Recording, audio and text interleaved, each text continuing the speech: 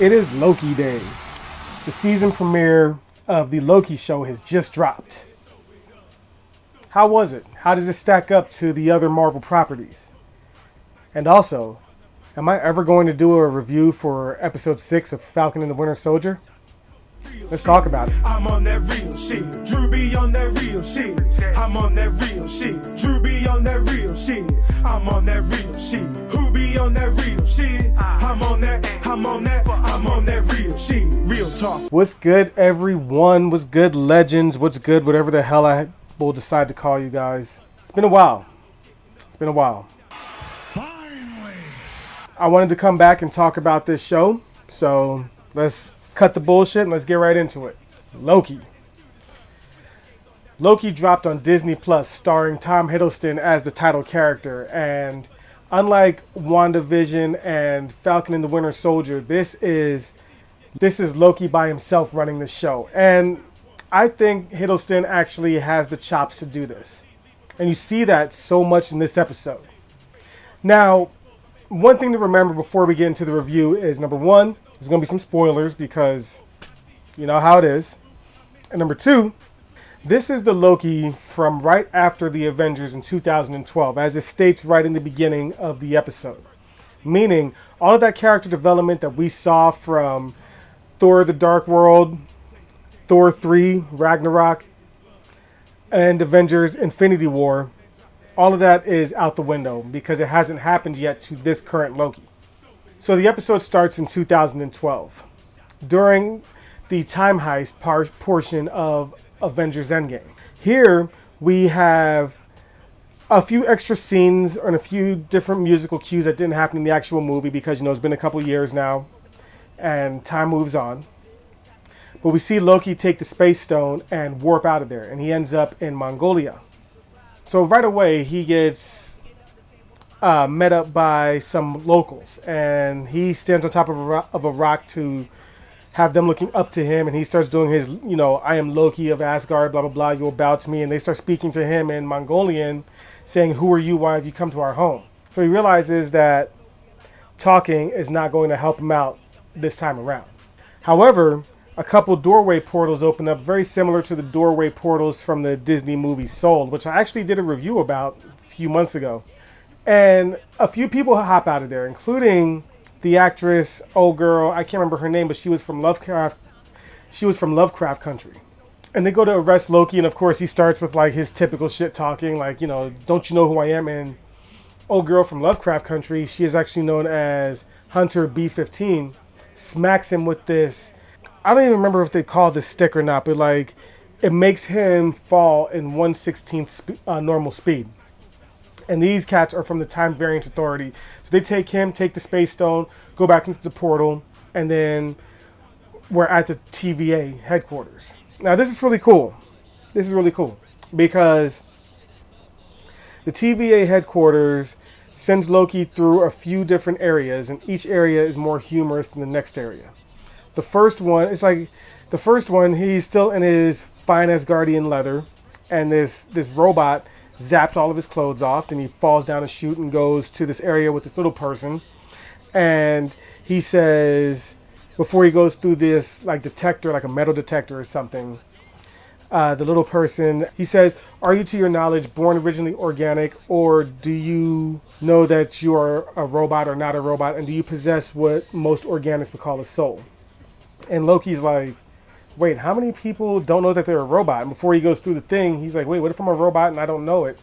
The guy says, you'll be melted from the inside out. But he goes through the portal, and it shows that, and like a little Polaroid picture prints up, and it shows that his aura is red, but they really don't explain what that means, and he moves on to the next room. The next room is a scene that we've seen from the trailers, and it's where he has to sign a stack of paper over everything that he had ever said. So this was all very humorous, and I really just enjoy the setup. Now, there's a part in the episode where you see Owen Wilson's character, Mr. Morbius, or Director Morbius, or Agent Morbius, that's it, Agent Morbius, go to a different timeline because what's going on is that there's a variant going through wrecking these timelines, causing all types of havoc and killing the TVA agents when they come there to rectify everything. they have this device that resets the timeline by pretty much just vaporizing whatever old timeline because they need everything on one solitary sacred timeline. And there's actually an explanation by this cool animated opening, which is cool that Marvel's doing these animated things. Talking about originally there were multiple universes and they were at war with each other, and there's three beings who were timekeepers that brought peace and they merged everything to one sacred timeline. And during this explanation, they dropped the phrases Nexus, Madness, and Multiverse. And that's callbacks to Wanda being a Nexus being, Multiverse because of what's about to be happening, and then the Doctor Strange movie, Multiverse of Madness. So that's pretty cool with these callbacks off rip. They do have a mention where this little girl in the Mobius scene points to a devil, and at first I'm like, Disney, are you going to send us down this road again to think that Mephisto's and everything? But judging by the horns that are on this devil painting, it's giving you a hint of the reveal at the end of the episode, which is the variant that Morbius and them are chasing is a different Loki. And you know how Loki has those horns and looks very devil-like. There were some cool jokes in the episode, such as Loki being DB Cooper in the past, thanks to a lost bet from Thor. And if you don't know, DB Cooper, he pulled off the only successful skyjacking where he hijacked a plane, did a ransom for like $500,000, jumped out the back of the plane and just vanished. Nobody knows what happens to him, and all that was left was some crumpled bills. Well, in this, they explained that it was Loki doing that. And I think it would be really cool if Loki is the person behind all the mysteries in history that have no good explanation, such as, you know, hell, anything. I can't even think of none off the top of my head, but you know what I'm saying. There's a cool scene where Loki gets away because he's having a conversation with Agent Mobius in a special room, because originally he's found guilty of being a time variant, which means he's going to be erased as they try to reset all the timelines. And Mobius is like, no, let me talk to him. And they talk for a while, and this scene is really, really good. And I commend Marvel for doing some great writing, great characters, great everything on these TV. Like, they're treating them like they're movies, you know, such care and precision, and it's awesome. And we learned that Loki doesn't really like hurting people. It's just positions he's put into, and that the illusions he casts are for the weak himself to feel strong. Not to mention, when he tries to get away and he's running through the TVA, he comes across a guy and he tries to threaten him, and he's trying to get his space stone back, but he opens a drawer and there's all these different Infinity Stones. And it's because, you know, somehow these guys get into possession of them, not on some malicious stuff, just because, you know, the dude even says that they're even used as paperweights. And Loki is like, yo, is this the most powerful, is this the ultimate power in the universe? And it kind of shook him and showed him that, you know, these trinkets that, hell, even erased half the universe.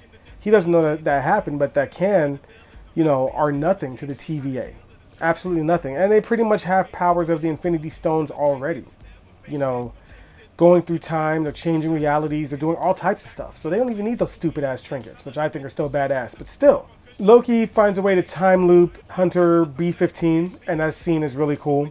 And I might have clips of it on here, I don't know, but I don't want to go through every instance of the episode. And the episode ends with the reveal of the variant killing people.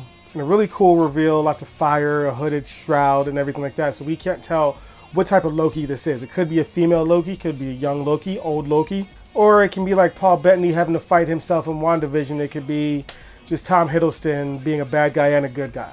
From the trailers, we know that there's going to be a whole bunch of different types of Lokis that we are going to be coming across in this series. So this was a really strong opening. I mean, out of the 3 TV shows, this is my second favorite.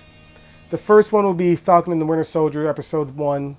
Then comes this, Glorious Purpose, and then the WandaVision first episode. So I'm excited to see where this series goes. I'm going to give this episode an A. It was really fun, had me laughing out loud. And I'm excited. You know, I love that cosmic stuff, so I'm excited to see what happens. And because I haven't read any of these stories, just like with Falcon and the Winter Soldier, I'm here for the MCU ride. Unlike with the Scarlet Witch and all the stuff I've read, so I was ultimately let down. I do hope that Marvel is serious with this. You know, the whole Ralph Boner joke with Evan Peters was stupid. That was stupid. I'm sorry, but that was just trolling us. And We have helped make you guys even super richer for you guys to be trolling us on that bullshit. So, but anyway, thanks for watching. Let me know what you thought about the episode in the comments. Make sure to like, share, and subscribe. Follow me, whatever. Mondays I do live streams. Don't know how much that's going to go on for. Pack and Unpack should be coming back once we move. Maybe. We'll see. But, till then, I'm your boy, Token Drew. Live up. Smoke out. Game on. I'm out this bitch.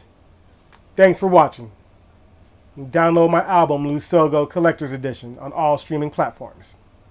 Or most of them. I don't know. I step with a joke laugh, I put you niggas on blast. I'm on that real shit. Drew be on that real shit. I'm on that real shit. Drew be on that real shit. I'm on that real shit. Who be on that real shit? I'm on that real shit. Who be on that real shit? I'm on that real shit. Drew be on that real shit. I'm on that real shit. Drew be on that real shit.